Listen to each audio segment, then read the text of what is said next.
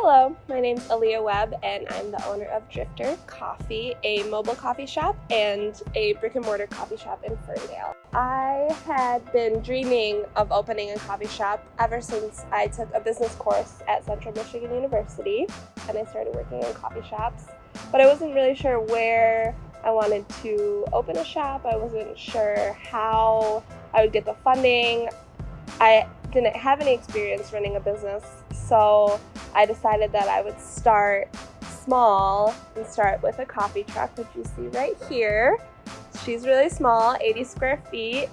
I sort of started in the pop-up realm where it was part-time and I would take the coffee caboose out to events, art fairs, weddings, farmers markets, and I just started serving my product and getting experience running a business and gaining a following as I traveled all over. So the reason I started with the caboose was because it was a lot lower cost up front.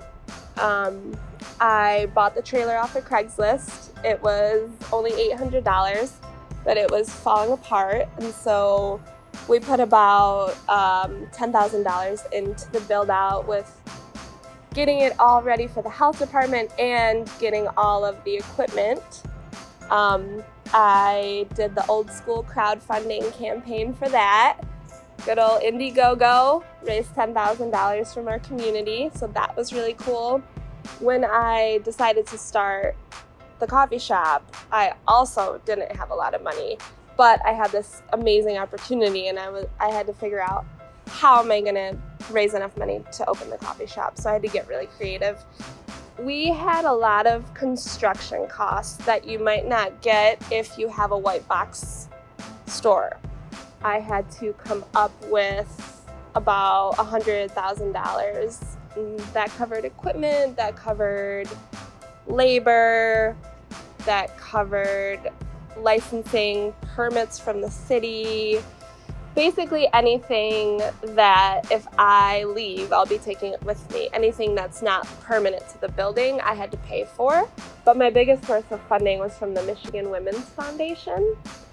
They are a state-run program that lends to women-owned businesses only. They have a pretty extensive application process. I had to turn in my whole business plan, which was really an expansion plan, and all of my projections, all of my history, every single detail that I have, and my plan to make the money. And that was very intense, but it worked out really well, and I was able to get $60,000 from them as a loan. So I'm paying that back now, and then the rest of the money was from the development company who helped me finish the build out, and I just owe them money now. Not a big deal, everything's fine.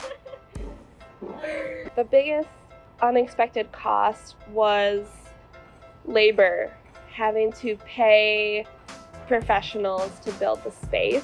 I wasn't expecting that to be so expensive.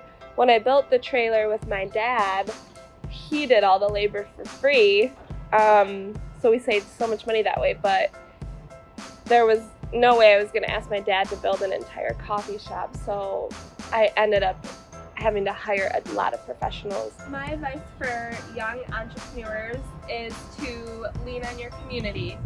You should never really try to run a business on your own. You're going to need help. You're going to need to call your mom for help, your dad, your sister, your husband, your friends. There's a lot of people out there who might have a skill that they can contribute to your project.